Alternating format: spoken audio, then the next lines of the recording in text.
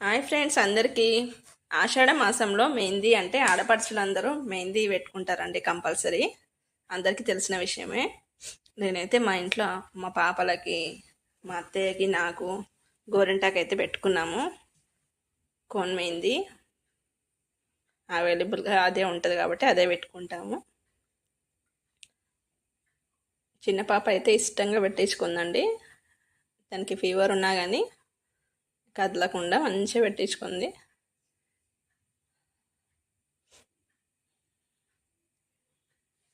రెండు హ్యాండ్స్కి వేయించుకుంది, కాళ్ళకి వేయించుకుంది. పెద్ద పాపకైతే ఇట్లా పీకాక్ డిజైన్ వేయాలని చెప్పింది. ఇట్లా పీకాక్ డిజైన్ వేస్తున్నాను. నెమలి పింఛం వేయాలంట, ఆ డిజైన్ అయితే వేస్తున్నాను.